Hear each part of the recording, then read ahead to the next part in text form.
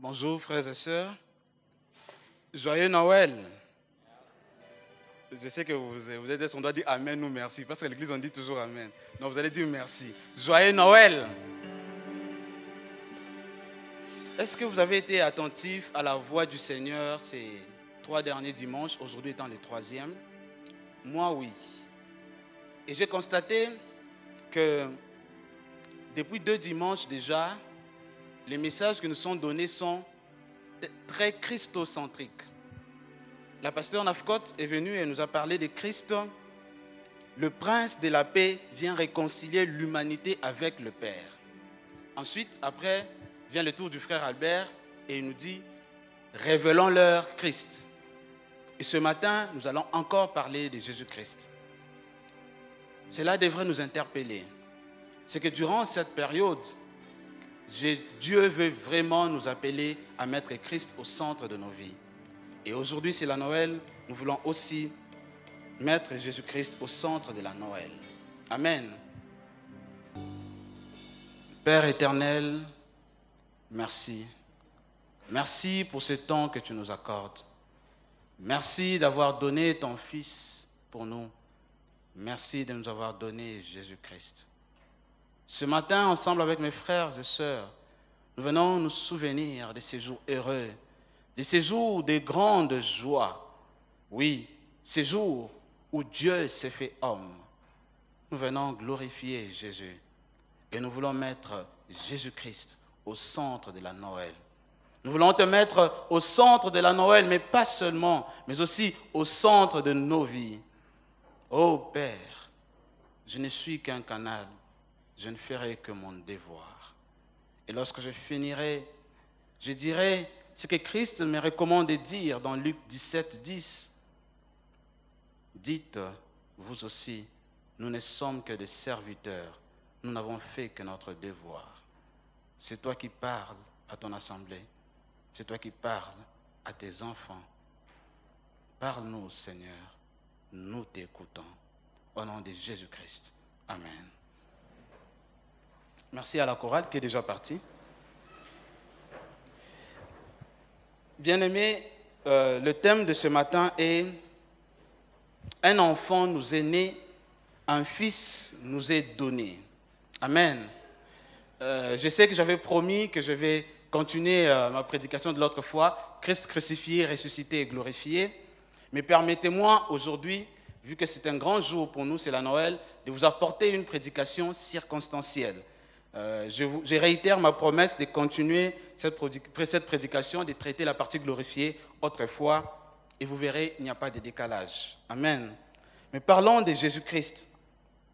Un enfant nous est né, un fils nous est donné. Je subdivisé ma prédication en 4 parties. La première, c'est l'introduction, évidemment. La deuxième, j'aime bien le thème que j'ai donné avec l'aide du Saint-Esprit.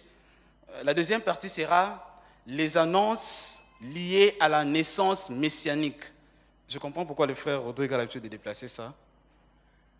Excusez-moi d'être un peu son imitateur, en espérant qu'il est l'imitateur de Dieu.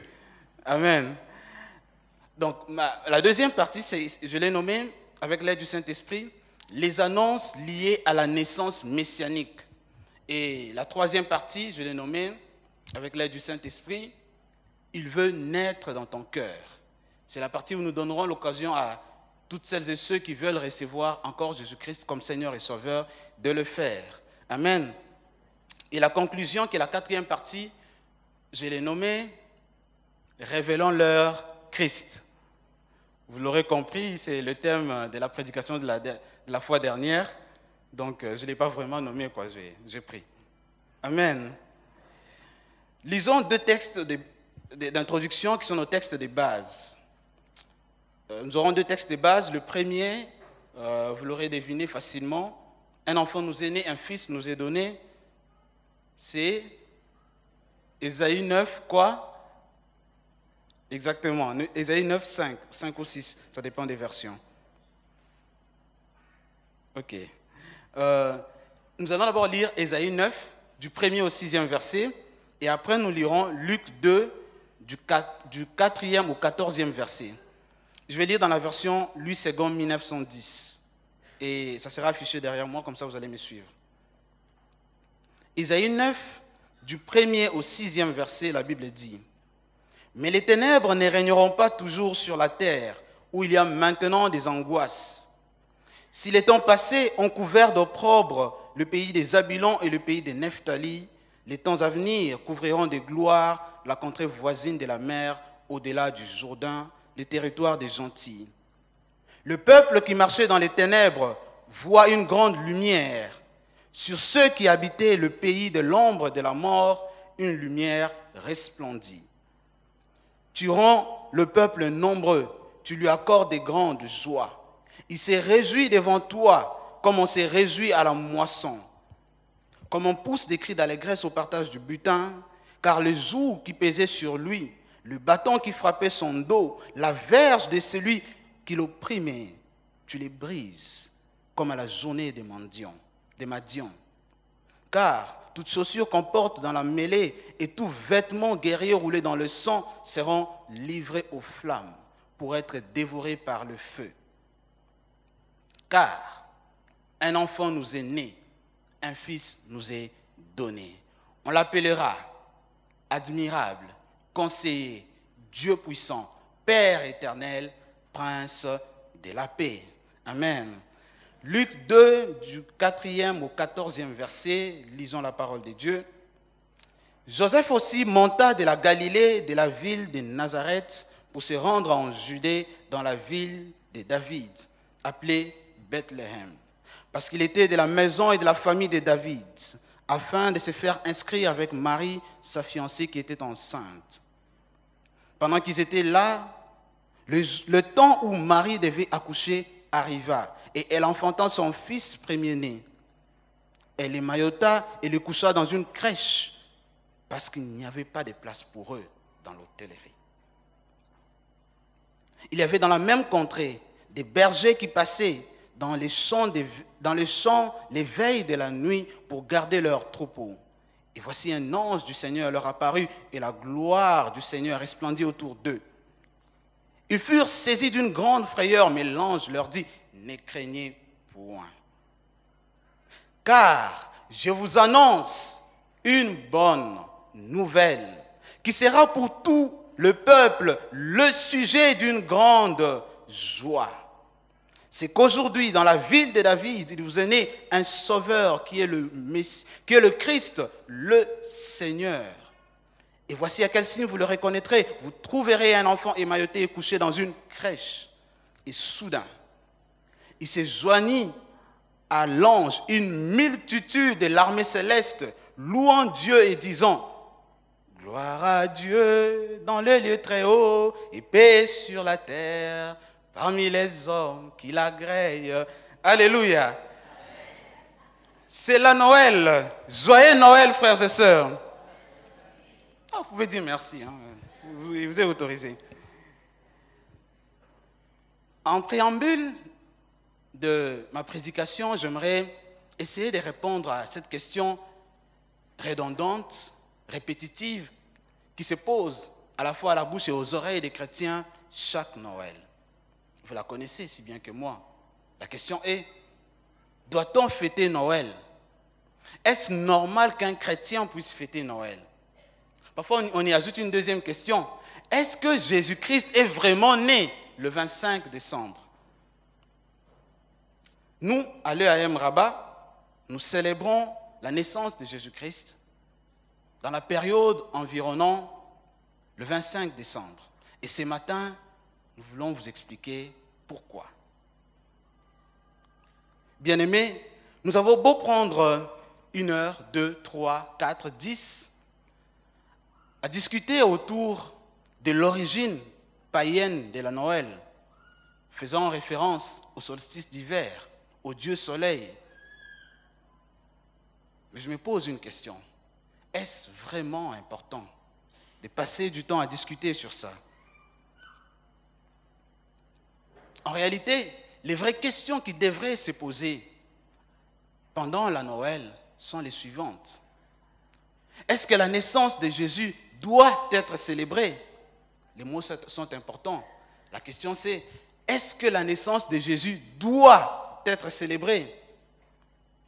Est-ce un événement anecdotique ou un événement important qui a laissé des traces dans l'histoire de l'humanité?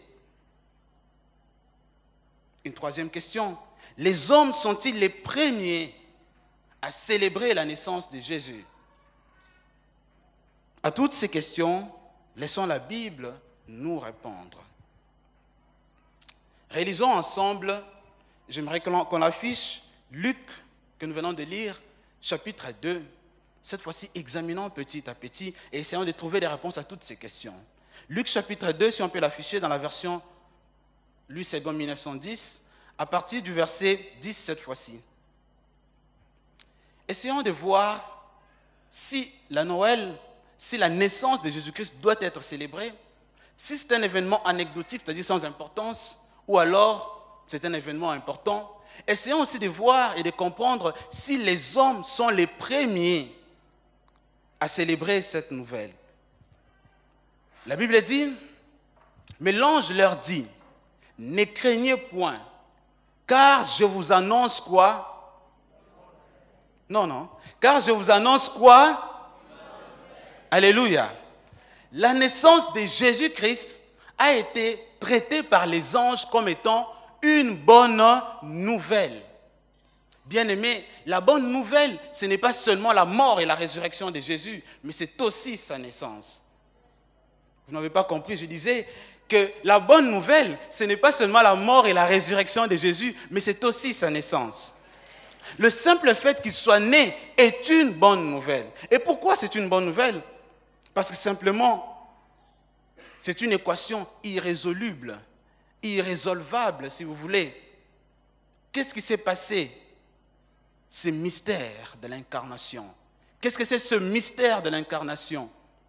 C'est simplement Dieu qui s'est fait homme. Voilà pourquoi c'est une bonne nouvelle. C'est que Dieu s'est fait homme. Dieu a réalisé ce que tous les mathématiciens ne peuvent comprendre. C'est qu'il a placé l'infini dans le fini. Il a placé ce qui est grand dans ce qui est petit.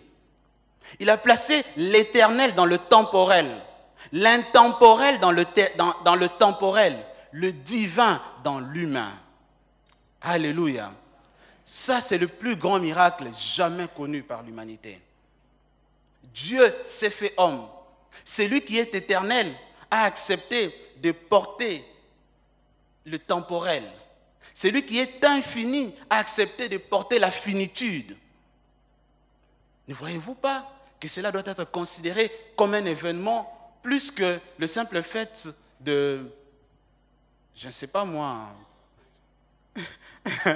il n'a pas eu me dire faire chanter les enfants ou transformer l'eau en vin. Vous voyez? Ça, c'est un très grand miracle. Ce n'est pas une anecdote.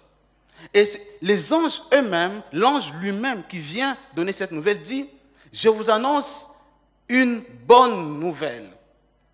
Oui, nous célébrons la Noël parce que la Noël est une bonne nouvelle. Continuons le verset. Il dit, une bonne nouvelle qui sera pour tout le peuple le sujet d'une grande joie. Le sujet. Il ne dit pas un sujet d'une grande joie, mais le sujet. Alléluia. Le sujet principal d'une grande joie, c'est la naissance de Jésus-Christ. Amen.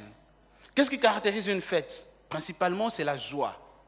Certains par la musique et la danse, certains par la bouffe, d'autres par des jeux, comme on l'avait fait pour le frère Terence lorsqu'il avait eu son doctorat. On a beaucoup joué et c'était la joie. Vous voyez? Et l'ange dit, la bonne nouvelle que je vous annonce sera pour tout le peuple le sujet d'une grande joie. Nous célébrons la Noël parce que la naissance de Jésus-Christ est le sujet d'une grande joie.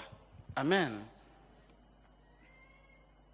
Et regardez, les hommes ne sont pas les premiers à célébrer la naissance de Christ. Lisons, continuons la lecture. Il dit,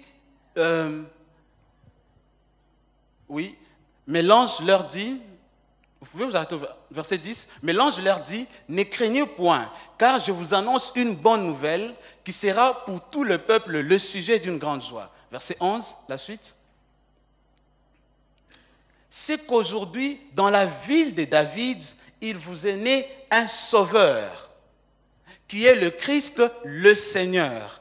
Verset 12, c'est le verset 13 qui m'intéresse, mais j'aimerais quand même qu'on continue la lecture comme ça. Et voici à quel signe vous le reconnaîtrez. Vous trouverez un enfant émailloté et couché dans une crèche. Et dès que l'ange finit à annoncer la naissance de Jésus, écoutez ce qui arrive.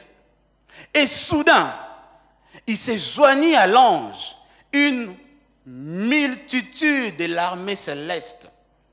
Vous voyez, les êtres des cieux sont venus rejoindre l'ange qui annonçait la bonne nouvelle. Non pas pour rester triste et timide, mais pour composer une mélodie. Alléluia.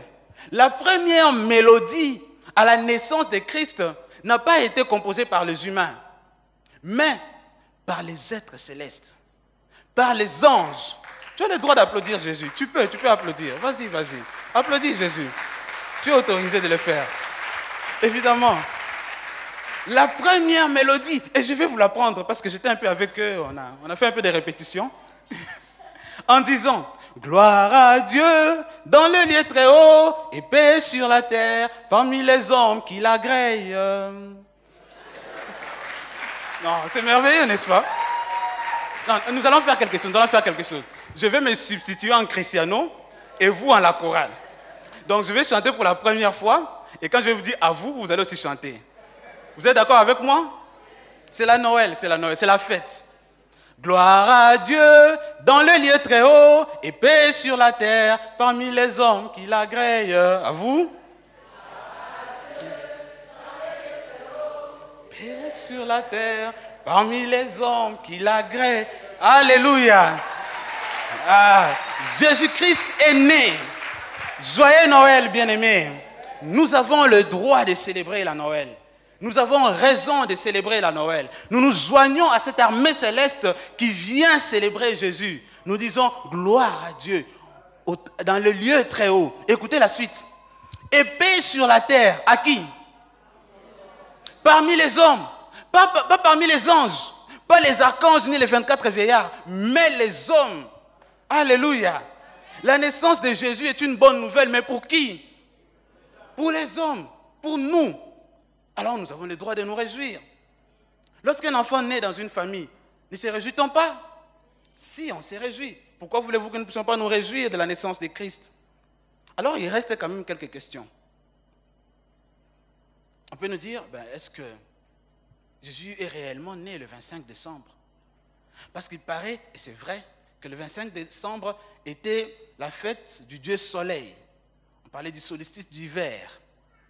Mais j'ai deux belles révélations à vous faire ce matin. Alléluia. Est-ce que vous voulez que je puisse partager ces révélations? Alors dites-moi, partage-nous. Ah, c'est bien. Comme ça, je suis convaincu que vous voulez que je vous les partage. La première révélation, en fait, ce sont des révélations liées aux circonstances et aux événements. La première révélation, c'est une révélation générique, mais je la répète, je la prends à mon compte.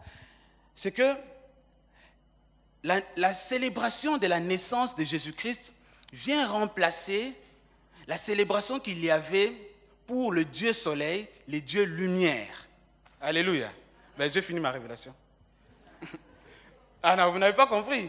Que je fonce, que j'explique un peu, que je pousse. Alors dites-moi pousse. D'accord. On l'appelait Dieu Soleil, Dieu Lumière, parce qu'il apportait la lumière. Mais qui est véritablement la lumière du monde? Qui est véritablement le soleil du monde? Qui éclaire les vies des hommes, qui est venu apporter la lumière là où régnaient les ténèbres. Alors il est tout à fait logique que ces faux dieux soleil laissent la place au vrai Dieu soleil. Il est tout à fait logique que cette fausse lumière laisse la place à la vraie lumière. Applaudissez Jésus-Christ. La deuxième révélation, la voici. Et celle-ci, elle est très intéressante. La deuxième révélation est liée...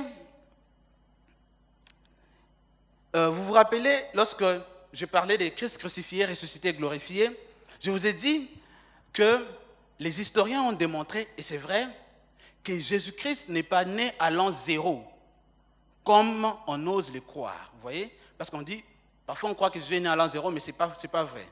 Que Jésus est né environ 6 ans avant l'an 0. J'ai fini ma révélation. Vous voulez que je pousse? Ah, là vous avez compris. Répétez encore, pousse. Aïe, aïe, aïe, aïe, je vais pousser. On dit que c'était une erreur d'un monsieur, un moine qu'on appelle Denis le Petit. Ce moine, à qui on avait confié la mission de fixer les dates, s'est trompé en fixant l'an 1 avec 6 ans de décalage. On le comprend parce qu'il a fait 600 ans après. En tout cas, je comprends vraiment le frère Rodrigue. Hein, vraiment. J'espère que tu es imitateur de Christ parce que là, moi, je deviens ton imitateur. Écoutez, on dit qu'il a commis une erreur en fixant l'an 1 6 ans après la vraie date. Et donc, du coup, aujourd'hui, on dit que Jésus-Christ est né 6 ans avant Jésus. C'est-à-dire 6 ans avant l'an 0. L'an 0 marquant le début, le commencement d'une nouvelle ère. Autrement dit, on est en train de dire que Jésus est né avant le commencement. Aïe, aïe, aïe, ils ne m'ont pas compris. On est en train de dire que Jésus a existé avant le commencement. Et c'est vrai parce qu'il est Dieu et il est éternel. Il a existé avant l'existence. C'est trop compliqué. Ce sont des intégrales et des différentiels. Bien-aimés, ce qu'on considère comme une erreur historique n'en est pas une. C'est une révélation que Dieu passe à l'humanité. Qu'au fait, c'est lui que vous considérez comme étant né à l'an 0. Il n'est pas né à l'an 0. Il a existé avant Abraham. Alléluia. Dieu est merveilleux. Jésus-Christ est Dieu. Alors, pour être totalement franc avec vous et clair avec vous, nous devons répondre à cette question. Doit-on fêter Noël? Est-ce un ordre ou une obligation du Seigneur? Je vais peut-être vous surprendre, la réponse c'est non. Doit-on fêter Noël? Non. Parce que, contrairement à ce que nous appelons la Sainte Seine, contrairement au baptême, Noël n'est pas une recommandation de la part de Dieu. Jésus-Christ n'a jamais dit « faites ceci en mémoire de moi » en parlant de Noël. Voyez-vous? Et même lorsqu'on observe l'église primitive, c'est-à-dire l'église dans Actes des Apôtres, à aucun moment ils ont célébré la Noël. Vous voyez? Mais ceci dit, Christ ne nous a pas non plus interdit de fêter la Noël. Alors, voilà ce que nous disons. Ou voilà ce que je dis. Celui qui ne fête pas la Noël, qui ne célèbre pas la naissance de Jésus, ne commet pas de péché. S'il refuse de fêter Noël pour le Seigneur, alors il agit bien. De même, celui qui fête Noël pour célébrer la naissance de Jésus ne commet pas non plus de péché. Car le Seigneur ne nous a pas interdit de célébrer sa naissance. Ainsi, que celui qui ne fête pas Noël ne juge pas ou ne condamne pas celui qui fête. Et que celui qui fête ne condamne pas celui qui ne fête pas. Mais que tu fêtes ou que tu ne fêtes pas, fais-le pour le Seigneur. Amen. Oui, tu peux acclamer. Hein. Aujourd'hui, c'est la fête. On a le droit d'acclamer autant de fois. Je viens de finir mon introduction. Et permettez-moi d'entrer. Oui, on est bien d'accord, je suis en train d'introduire, non? Non, ne vous en faites pas, ça sera rapide la suite. Ça sera très rapide. Ça sera très rapide. Ah, vous pensez que j'ai fini? Non, non, non, non, pas du tout. Vous me connaissez quand même. Le point 2, ça sera rapide, c'est les annonces liées à la naissance messianique. Quelles sont les annonces qui sont liées à la naissance messianique? Revenons dans notre deuxième passage de base, Ésaïe 9, 1 à 6, et voyons quelques annonces liées à la naissance messianique, à la naissance du Messie. On peut nous afficher, s'il vous plaît, Ésaïe 9, 1 à 6. Lui, c'est en 1910. Le peuple qui marchait. Donc, la première annonce, nous la verrons dans le premier verset. La Bible nous dit, le peuple qui marchait dans les ténèbres voit une grande lumière. Sur ceux qui habitaient le pays de l'ombre et de la mort, une lumière resplendit. J'ai l'impression d'avoir une autre version ici. C'est bien lu, c'est en 1910. Pour moi, le premier verset commence un peu avec le dernier verset du chapitre 8. Je vais utiliser ce que j'ai préparé. Mais les ténèbres ne régneront pas toujours sur la terre, où il y a maintenant des angoisses. Si les temps passés ont couvert d'opprobre le pays des Zabulons et le pays des Nephtali, les temps à venir couvriront de gloire la contrée voisine de la mer au-delà du Jourdain, le territoire des gentils. En fait, je n'avais jamais compris ces versets comme je l'ai compris quand je préparais la parole de Dieu hier. Du verset 1er jusqu'au verset 5, ces choses ne sont arrivées ou ne vont arriver que parce que le verset 6 existe. Le verset qui dit « Car un enfant nous est né, un fils nous est donné ». C'est uniquement parce qu'il y a un enfant qui est né et un fils qui nous a été donné que ce qui se passe précédemment arrive. Amen. C'est toute la clé de ma compréhension. Et qu'est-ce qui arrive premièrement? C'est qu'on dit que les ténèbres ne régneront pas toujours sur les pays où il y a maintenant des angoisses. Et puis on précise, si les temps passés ont été couverts d'opprobre et de honte, on dit que les temps à venir seront couverts de gloire. Amen. La première annonce de l'arrivée du Messie, c'est la fin du règne des ténèbres et le début de la gloire. Je vous annonce maintenant que parce que Jésus-Christ est né, les ténèbres dans vos vies cessent de régner.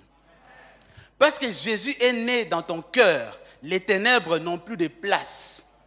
Et que maintenant, les ténèbres laissent la place à la gloire. Ça, c'est la première annonce de la naissance de Jésus. La deuxième annonce de la naissance de Jésus, nous les trouvons au verset 2.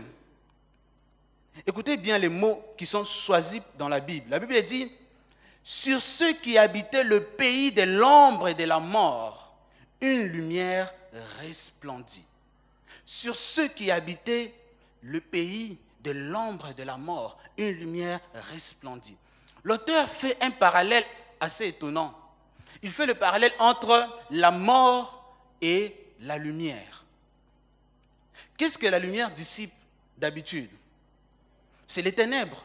Mais cette fois, l'auteur fait le lien entre la mort et la lumière. Parce qu'il ne s'agit pas de n'importe quelle lumière. La lumière qui resplendit, frère, c'est une lumière qui non seulement dissipe les ténèbres, mais fait disparaître la mort.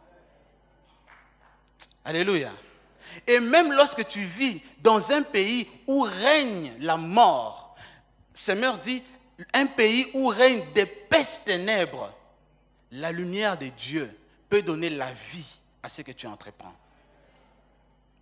La deuxième annonce, c'est que la lumière que Dieu nous apporte nous donne la vie. Jésus-Christ est la lumière qui donne la vie. Parce qu'il est né dans ton cœur, même si tu vis dans un pays où rien ne marche, ce que tu fais marchera. Je vais le redire autrement. Même si tu vis dans un pays économiquement down, Dieu est capable de faire réussir ton projet à un niveau exponentiel. Pourquoi? Parce qu'il est cette lumière qui fait dissiper les ténèbres dans un pays dominé par d'épaisses ténèbres. Que cela soit ton cas au nom de Jésus-Christ.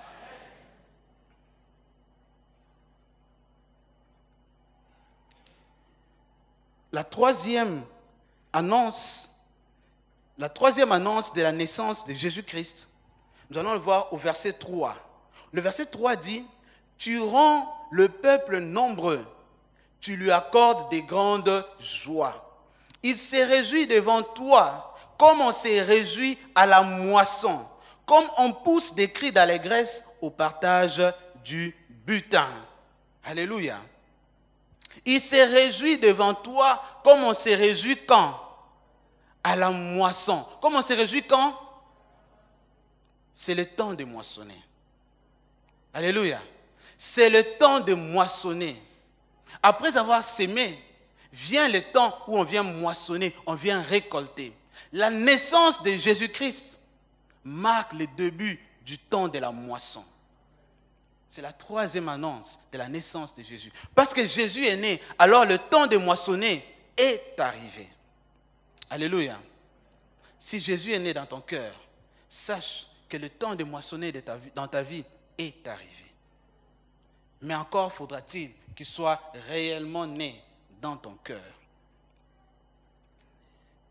La quatrième et dernière annonce de la naissance de Jésus-Christ, nous le trouvons au verset 4. Le verset 4 dit, « Car le joug qui pesait sur lui, le bâton qui frappait son dos, la verge de celui qui l'opprimait, tu les brises, comme à la journée des Madians. Car toute chaussure qu'on porte dans la mêlée et tout vêtement guerrier roulé dans le sang seront livrés aux flammes pour être dévorés par le feu. » Là, on parle de Jésus-Christ qui détruit tout ce qui l'opprimait. On dit, la verge de celui qui l'opprimait, tu le brises. Alléluia. La naissance de Jésus-Christ annonce la paix dans ta vie. Pourquoi? Parce que Jésus vient détruire ce qui t'opprimait. Simplement parce qu'il est né dans ton cœur, alors tu peux vivre en paix. J'aime bien ces chants qui disent « Parce qu'il vit, je n'ai rien à craindre, mes lendemains sont assurés entre ses mains. »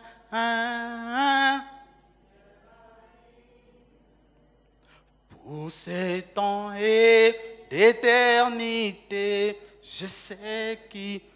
Parce qu'il vit en moi, alors je sais que je n'ai rien à craindre. Absolument rien. Parce qu'il est né en moi. Oui, la naissance de Jésus annonce la paix dans nos vies. Alors permettez-moi de switcher rapidement sur le troisième point. Il veut naître dans ton cœur. Il veut naître dans ton cœur. Rappelez-vous de la prédication que j'ai donnée ici au mois d'octobre, Christ crucifié, ressuscité et glorifié. J'avais insisté sur le fait qu'on ne naît pas enfant de Dieu, mais on le devient. Aucun d'entre nous n'est né enfant de Dieu. Aucun homme, même encore aujourd'hui, n'est né enfant de Dieu. Seul Jésus-Christ est né fils de Dieu. Seul Jésus-Christ. Tous, nous naissons enfants du diable, c'est-à-dire soumis au péché, esclaves du péché. Mais néanmoins, tous, nous avons la possibilité d'être sauvés. La possibilité de devenir fils et filles adoptifs de Dieu. Mais pour cela, il faudra que Christ naisse dans ton cœur. Il faudra que Jésus naisse dans ton cœur. Y trouvera-t-il une place? Est-ce que Jésus trouvera-t-il une place dans ton cœur? Est-ce qu'on peut nous afficher Luc 2, le verset 7, s'il vous plaît? Autrefois, dans l'hôtellerie, autrefois dans l'hôtel, il est dit, et elle enfanta son fils premier-né, et elle le maillota et le coucha dans une crèche. Pourquoi elle le coucha dans une crèche? Parce qu'il n'y avait point de place pour eux dans l'hôtel. Autrefois, il n'y avait pas de place pour Jésus dans l'hôtel. Est-ce qu'aujourd'hui, il y a une place pour Jésus dans ton cœur? Y a-t-il une place pour qu'il puisse naître aujourd'hui en ce moment? Il est devant la porte de ton cœur. Il frappe. Si tu lui ouvres ton cœur, il entrera. Il soupera avec toi et toi avec lui. Il veut être le Seigneur de ton cœur. Il veut être celui qui dirige ta vie. Mais pour cela, tu dois lui ouvrir ton cœur et le laisser y entrer. Lui donner une place, une crèche où il peut naître véritablement. Vas-tu répondre à l'appel de Jésus aujourd'hui? Ou vas-tu encore résister? Ou vas-tu laisser la peur, la honte, ou quelques sentiments que ce soit, t'empêcher de donner une place à Jésus dans ton cœur ce matin? Non, la naissance de Jésus-Christ n'est pas un sujet de honte. Accepter que Jésus naisse dans ton cœur, accepter Jésus-Christ comme Seigneur et Sauveur, ce n'est pas un sujet de honte. Ça ne devait pas être soumis à la peur. Mais c'est un sujet de joie. Un sujet de joie à la fois au ciel, mais aussi sur la terre. Seras-tu aujourd'hui auteur d'une grande joie, à la fois parmi nous, parmi les saints, mais aussi là au ciel? Acceptes-tu de recevoir Jésus?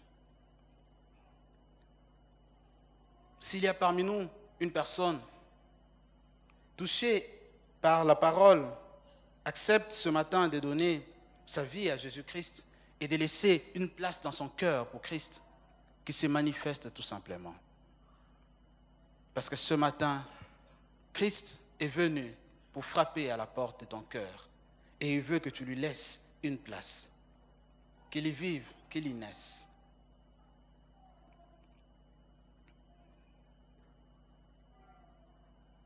Le laisseras-tu entrer aujourd'hui? Le laisseras-tu entrer aujourd'hui? Noël, c'est une occasion pour nous d'annoncer Jésus-Christ. C'est une occasion pour nous de lui laisser une place qu'il n'a pas eue dans cet hôtel. Laissons-lui une place dans nos cœurs. Oui, nous avons déjà reçu Jésus-Christ ici, gloire à Dieu. Mais quelle place lui laissons-nous dans notre cœur? Est-ce une place dérisoire, dans un coin, dans une partie du cœur, dans une pièce délaissée qu'on ne visite presque jamais? Ou lui donnons-nous une place centrale dans notre cœur? Est-ce de simples slogans quand nous disons qu'il est roi ou il est véritablement roi? Quelle place il a dans ton cœur, dans le mien? Je m'en vais conclure mon sermon de ce matin sous le thème « Révélons-leur Christ ». Je fais un résumé de ce qui a été dit précédemment. Révélons-leur Christ. Pourquoi? Parce qu'il est né dans notre cœur. Si nous avons reçu Jésus, et je sais que nous l'avons reçu, nous lui avons donné une place dans notre cœur, alors nous avons pour devoir et pour mission de le révéler à d'autres personnes. Révélons-leur Christ, c'est la mission que nous avons maintenant après avoir vécu et expérimenté la naissance du Messie dans nos cœurs. Et n'oublions pas que notre destinée apparaîtra lorsque Christ sera révélé en nous et par nous. Oui, le fait que Christ apparaisse, c'est le secret de notre destinée, de l'apparition de notre destinée. Bien-aimés, révélons-leur Christ, c'est aussi vivre comme l'Église primitive. Comment vivait-elle? L'Église primitive était une église où la crainte de Dieu était palpable à cause de l'atmosphère des prières. L'atmosphère des prières dans l'Église primitive permettait que dans cette église, il se fasse des prodiges et des miracles par les mains des apôtres. L'atmosphère des prières dans l'église primitive permettait que dans cette église règne une communion fraternelle très forte comme elle règne dans notre église aujourd'hui. Mais elle permettait aussi que Dieu ajoute chaque jour les âmes sauvées. Amen. Je m'en vais vous poser 2 à 3 questions pour finir. Frères et sœurs, voulez-vous que dans cette église s'opèrent des prodiges et des miracles? Bien-aimés, voulez-vous que dans cette église s'opèrent des prodiges et des miracles? Bien-aimés, voulez-vous que dans cette église règne la communion fraternelle? Bien-aimés, voulez-vous que dans cette église Dieu sauve des gens, alors priez. Priez, priez chaque jour, priez très souvent. Priez pour l'Église, priez pour le pasteur, priez pour nous.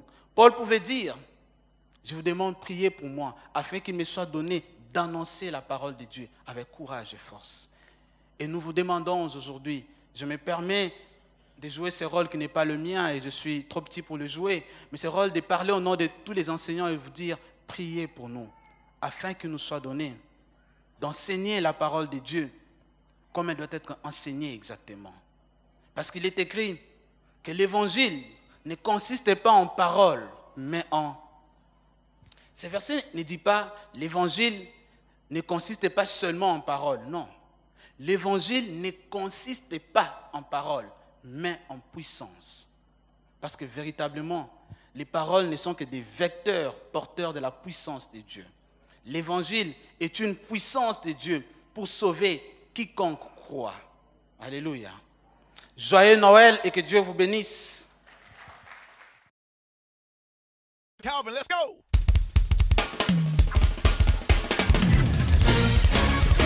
Woo! Yeah. This song right here